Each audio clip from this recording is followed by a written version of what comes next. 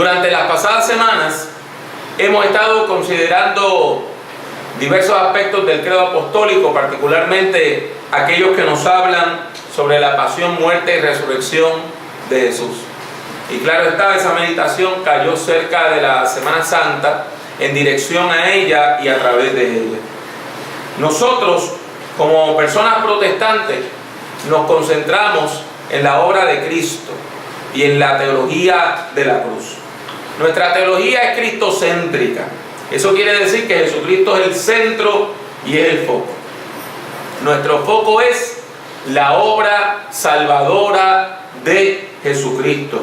Y el punto alto de esa obra, de ese sacrificio, es precisamente su muerte en la cruz. Como creyentes afirmamos que la muerte de Jesús tuvo un propósito. No fue algo que ocurrió sin ton ni son, sino que Jesús tenía una misión.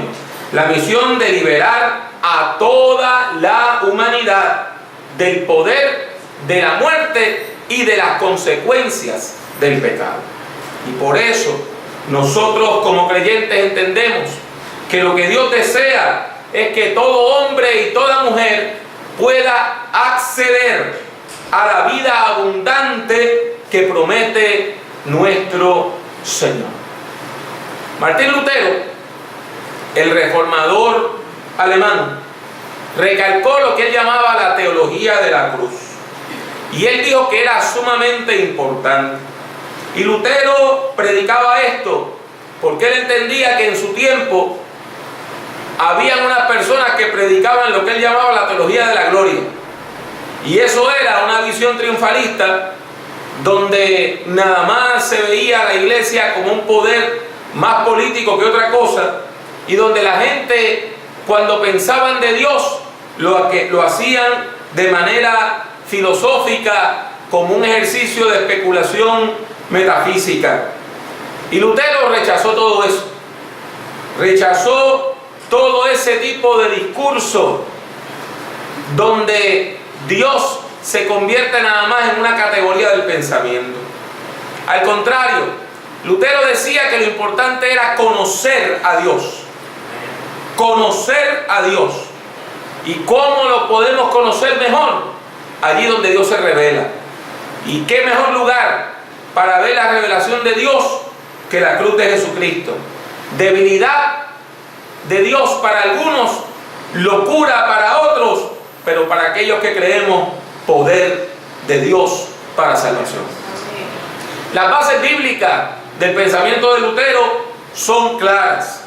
Podemos verlas en 1 Corintios capítulo 1 del 18 al 25, y permítanme leerle este texto en la Reina Valera contemporánea. Dice: el mensaje de la cruz es ciertamente una locura para los que se pierden, pero para quienes se salvan, es decir, para nosotros, es poder de Dios. Pues está escrito: destruiré la sabiduría de los sabios y desecharé la inteligencia de los inteligentes. ¿Dónde está el sabio? ¿Dónde está el escriba? ¿Dónde está el que escudriña estos tiempos? ¿Acaso no ha hecho Dios enloquecer a la sabiduría de este mundo? Porque Dios no permitió que el mundo lo conociera mediante la sabiduría, sino que dispuso salvar a los creyentes por la locura de la predicación.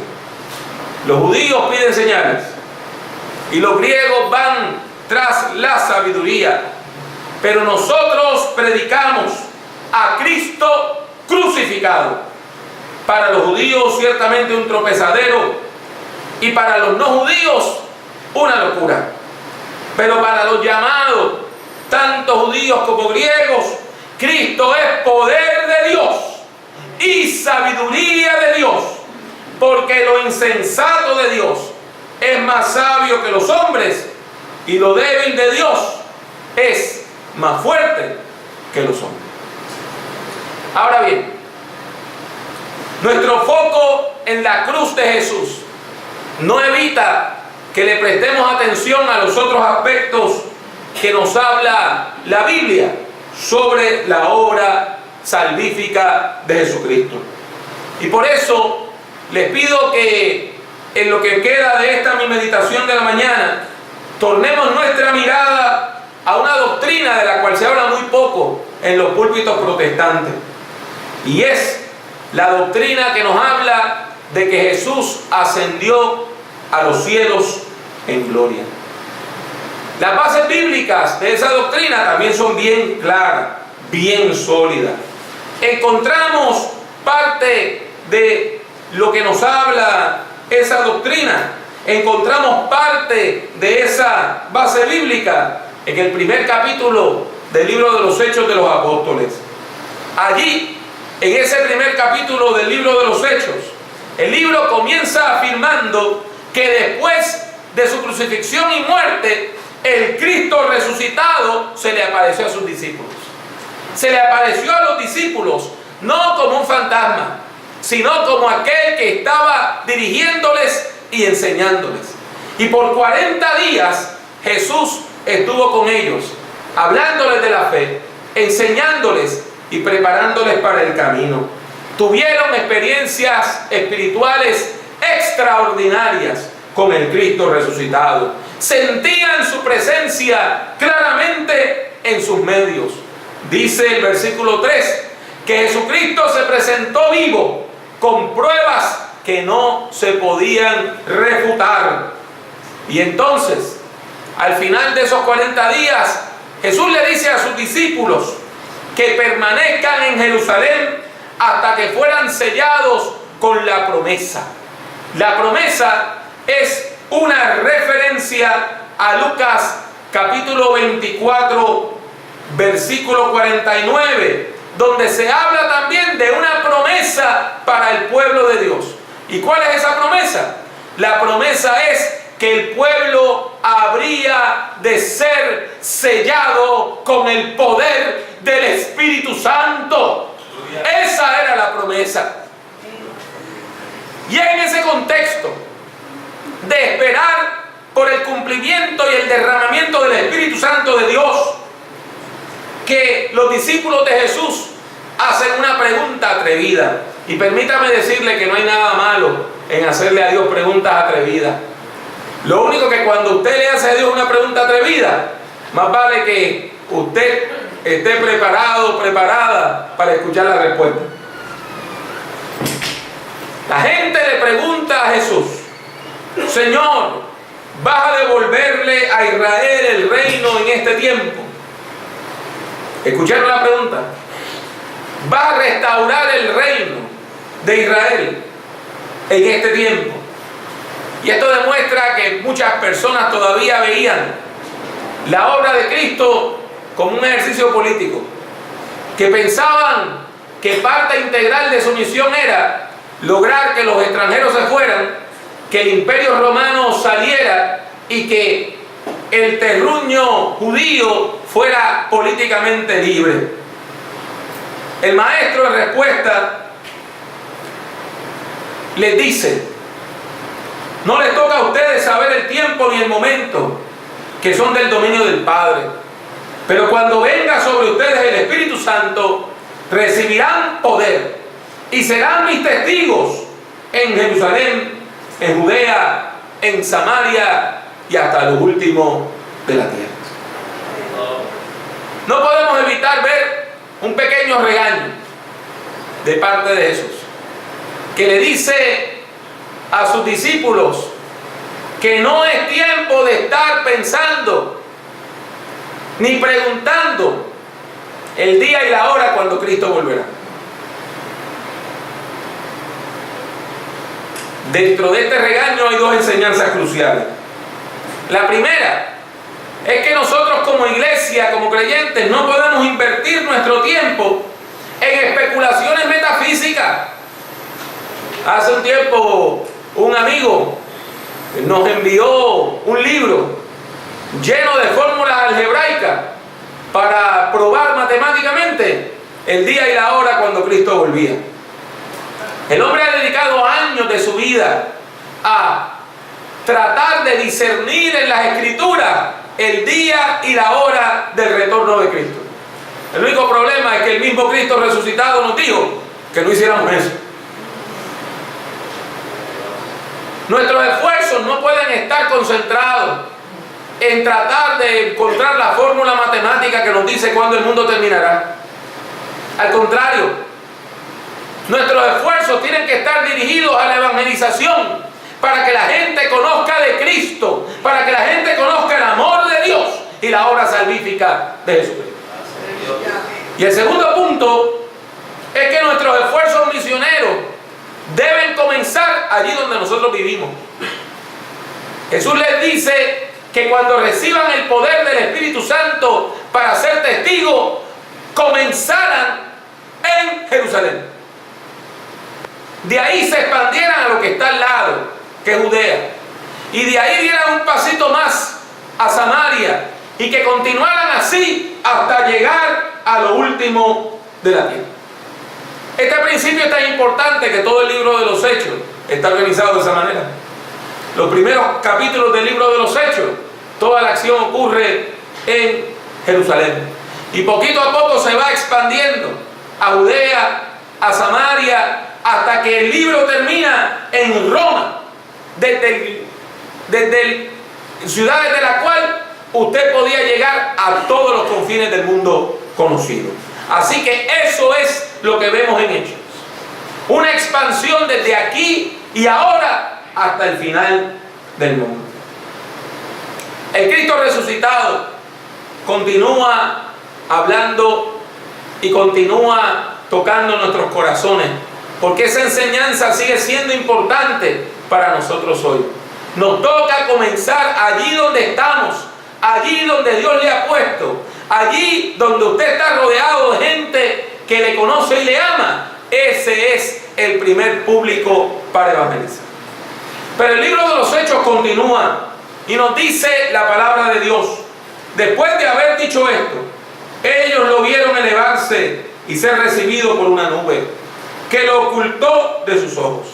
Mientras miraban al cielo y veían cómo él se alejaba, dos varones vestidos de blanco se pusieron junto a ellos y les dijeron: varones galileos, ¿por qué estáis mirando al cielo? Este mismo Jesús que ustedes han visto irse al cielo vendrá de la misma manera que lo vieron desaparecer. Esta enseñanza es importante. Es tan importante que también aparece en el capítulo 24 de Lucas, donde el texto dice en los versículos 50 y 51: luego Jesús los llevó de allí a Betania y levantando sus manos los bendijo.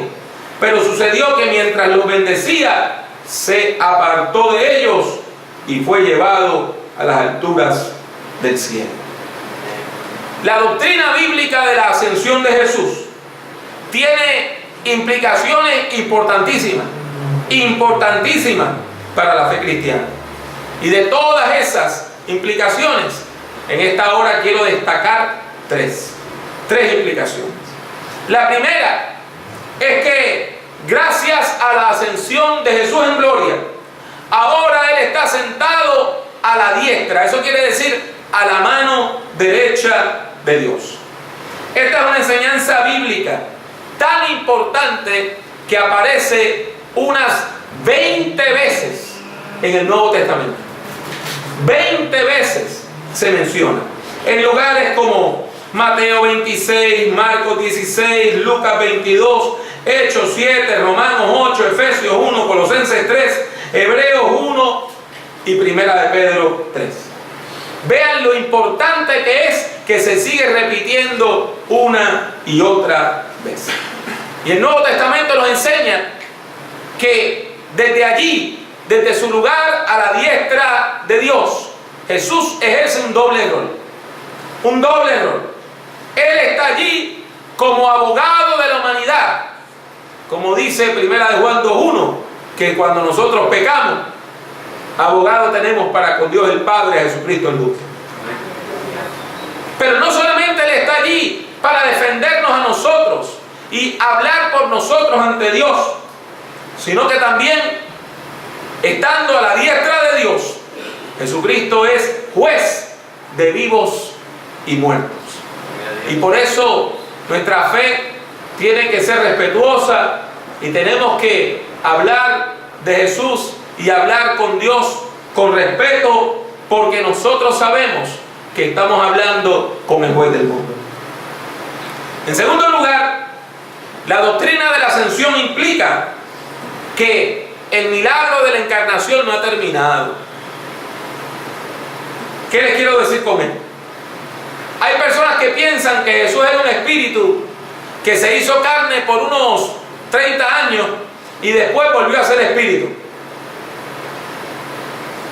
Como si el cuerpo humano hubiese sido algún tipo de carapacho que él se puso y se quitó. Un vestido que se puso y se quitó. Pero eso no es así. Aún en los cielos, Jesucristo continúa siendo el Dios hombre, el Dios ser humano. Aún en los cielos, Él continúa siendo parte integral de la humanidad. 100% ser humano y 100% Dios. Y por eso es que puede abogar por nosotros, porque Jesucristo nos comprende. Esto está claramente establecido en Hebreos capítulo 2, versículos del 14 al 18, que dicen: así como los hijos eran de carne y hueso, también Él, Jesús, era de carne y hueso, para que por medio de la muerte destruyera al que tenía el dominio sobre la muerte, es decir, al diablo, y de esa manera librara a todos los que por temor a la muerte toda su vida habían estado sometidos a esclavitud. Ciertamente Él, Jesús, no vino para ayudar a los ángeles, sino a los descendientes de Abraham. Por eso le era necesario ser semejante a sus hermanos en todo, para que llegara a ser un sumo sacerdote misericordioso y fiel en lo que a Dios se refiere, y expiara los pecados del pueblo, puesto que Él mismo sufrió la tentación, es poderoso para ayudar a los que son tentados. Usted escuchó esa afirmación que viene de la epístola a los Hebreos. No hay tentación que usted pueda experimentar que Jesús no la haya enfrentado y la haya vencido. Cuando usted ora a Dios porque usted tiene una situación que le atormenta, Jesucristo la comprende. Él nos conoce, Él nos comprende, Él sabe quiénes somos, Él sabe lo que es el hambre y la sed, lo que es el dolor y lo que es la enfermedad. Y por eso, allí a la diestra de Dios, continúa siendo el Dios ser humano, que cuando nosotros clamamos, Él interpreta y nos entiende. Por eso responde a nuestra oración con misericordia. Y en tercer lugar, la doctrina de la ascensión de Jesús posibilita la llegada del Espíritu Santo de Dios a nuestro mundo. ¿Por qué? Porque Jesús lo dijo claramente en Juan capítulo 16 versículo 7: porque les digo la verdad, les conviene que yo me vaya, porque si no me voy, el Consolador no vendrá a ustedes, pero si me voy, yo se los enviaré. Por lo tanto, la ascensión es importante, porque es lo que posibilita que una vez colocado a la diestra de Dios, nuestro Señor enviara al Espíritu Santo al mundo, a bendecirnos, a tocarnos, a ayudarnos, a capacitarnos, a ungirnos para poder vivir una vida llena de propósito. Mis hermanos y mis hermanas, la ascensión de Jesús es importantísima, ya que completa el modelo salvífico del cual hemos estado hablando durante todos estos últimos domingos. Vimos cómo Jesús bajó y se encarnó y se hizo ser humano. Vimos cómo Jesús padeció y murió. Y también vimos cómo resucitó, y ahora recalcamos su ascensión. Así que vemos que el que bajó y estuvo con nosotros ahora asciende de nuevo a Dios. Por eso, cuando hablamos de la ascensión de Jesús, estamos celebrando la victoria de la fuerza del bien y de la vida sobre el pecado, sobre el mal y la muerte. Es la victoria de Jesús lo que estamos celebrando hoy. Por eso es que hoy la cruz que está a mis espaldas está vestida de blanco. Porque el blanco en la Biblia es el color de la victoria. Porque la muerte no pudo matar a Jesús. Porque el pecado no pudo acabar con su vida. Porque la maldad no puede vencer al Dios del bien. Y por eso nosotros hoy como iglesia celebramos la vida. Celebramos la vida. Celebramos la vida. Y glorificamos a Jesús, quien ascendió a los cielos para desde allí, por toda la eternidad, interceder por usted e interceder por mí.